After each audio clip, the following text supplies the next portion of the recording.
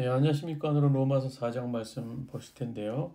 로마서 4장은 바울이 이신칭의에 대한 교리, 믿음으로 의롭게 된다는 교리를 계속 유대인들에게 얘기하고 있는 그런 과정 중에 있는 건데요.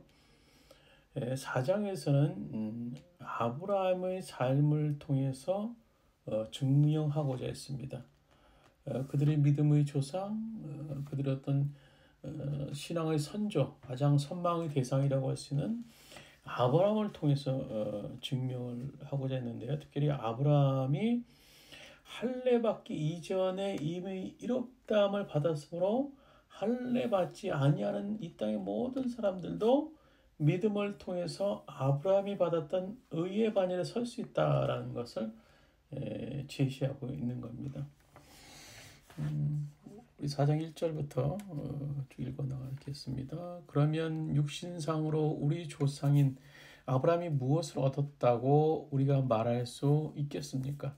아브라함이 행위로 의롭게 되었더라면 그에게는 자랑할 것이 있었을 것입니다. 그러나 하나님 앞에서는 자랑할 것이 없습니다. 성경이 무엇라고 말합니까? 아브라함이 하나님을 믿으니 하나님께서 그를 의롭다고 여기셨다고 했습니다. 일을 하는 사람에게는 품삯을 은혜로 주는 것으로 치지 않고 당연한 보수로 주는 것으로 생각합니다. 그러나 경건하지 못한 사람을 의롭다고 하시는 분을 믿는 사람은 비록 아무 공로 없어도 그의 믿음이 의롭다고 인정받습니다. 그래서 행한 것이 없어도 하나님께서 의롭다고 여겨주시는 사람이 받을 복을 다윗도 다음과 같이 말하였습니다.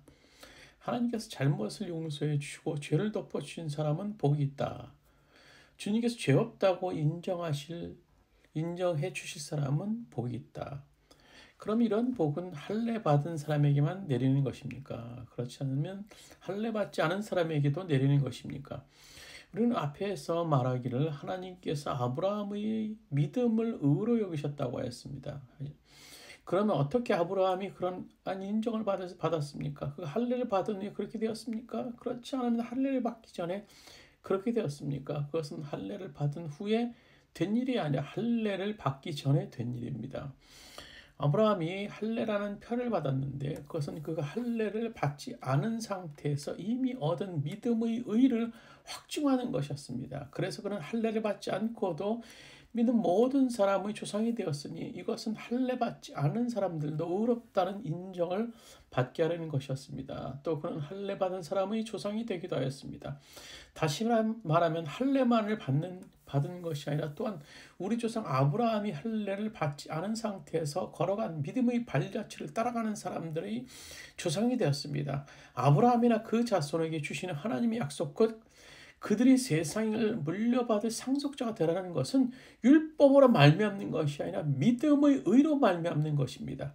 율법을 의지하는 사람이 상속자가 된다면 믿음은 무엇을 무의미한 것이 되고 약속은 헛것이 됩니다. 율법은 진노를 불러옵니다. 율법 없는 곳에 범법자도 없습니다. 이런 까닭에 이 약속은 믿음에 근거한 것입니다. 그것은 하나님께서 아브라함에게 이 약속을 은혜로 주셔서 이것을 그의 모든 후손에게도 곧 율법으로 사는 사람에게만 아니라 아브라함이 지닌 믿음으로 사는 사람들에게도 보장하시려는 것입니다. 아브라함은 우리 모두의 조상입니다. 이것은 성경에 기록된 대로 내가 너를 많은 민족의 조상으로 세워줬다 함과 같습니다. 이 약속은 그가 믿은 하나님, 다시 말하면 죽은 사람들을 살리심이 없는 것들을 불러내어 있는 것이 되게 하시는 하나님께서 보장하신 것입니다. 아브라함은 희망이 사라진 때도 바라면서 믿었으므로 너희 자손이 이와 같이 많아질 것이다 하신 말씀대로 많은 민족의 조상이 되었습니다. 그는 나이가 100세가 되어서 자기 몸이 이미 죽은 것이나 다름없었고 또한 사라의 태도 죽은 것이나 다름없는 줄 알면서도 그는 믿음이 약해지지 않았습니다. 그는 하나님의 약속을 믿고 의심하지 않았습니다. 오히려 그는 믿음이 굳세어져서 하나님께 영광을 돌렸습니다. 그는 하나님께서 스스로 약속하신 바를 능히 이루실 것이라고 확신하였습니다. 그래서 하나님께서는 이것을 보시고 그를 의롭다고 여겨주셨습니다. 그 의롭다는 인정을 받았다라 하는 말은 아브라함만을 위한 기록이 아니라 하나님께서 의롭다고 여겨주실 곧 우리 주 예수 그리스도를 죽은 사람 가운데 살리신 분을 믿는 우리에게까지도 위함인 것입니다. 예수는 우리의 범죄 때문에 죽임을 당하셨고 우리를 의롭게 하시려고 살아나셨습니다. 아멘. 오늘 우리의 행함, 우리의 의에 대해서, 우리의 또 어떤 잘남에 대해서 하나님이 구원의 기준, 의로움의 기준을 정하셨다면 참 저 같은 존재는 구원의 발바닥도 못 쫓아갈, 의로워질 수 없는 그런 존재인 것 같아요. 그런데 오늘 하나님께서는 믿음으로 의로워진다라는 거예요. 믿음으로 의로워진다라는 거. 믿으면 의로워진다라는 거예요.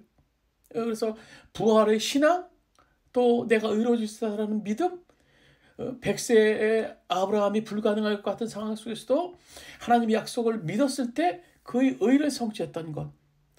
그를 통해서 오늘 하나님께 오늘 바울 사도는 믿음으로 의로워질 수 있다라는 기준을 우리들에게 제시해주고 있는 거예요. 참 이거는 복음 중에 복음일 수 있는 거예요.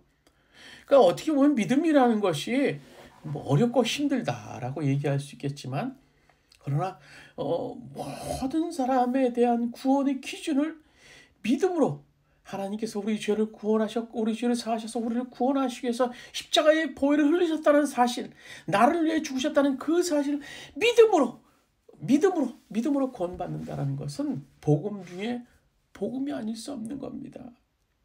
오늘도 이 하나님의 이 구원의 사실, 이렇게 못난 죄인, 이렇게 부족한 죄인에도 불구하고 나를 구원하기 위해서 엄청난 대가를 지불하심을 통해서 나를 구원하셨다는 사실을 믿음으로 오늘로 승리하는 하루 되시길 바랍니다. 주님, 오늘로 우리와 동행하여 주셔서 하나님의 그 구원을 바라며 의를 바라보며 부활의 능력을 바라봄을 통해서 오늘로 우리가 승리할 수 있도록 주인도하여 주시옵소서.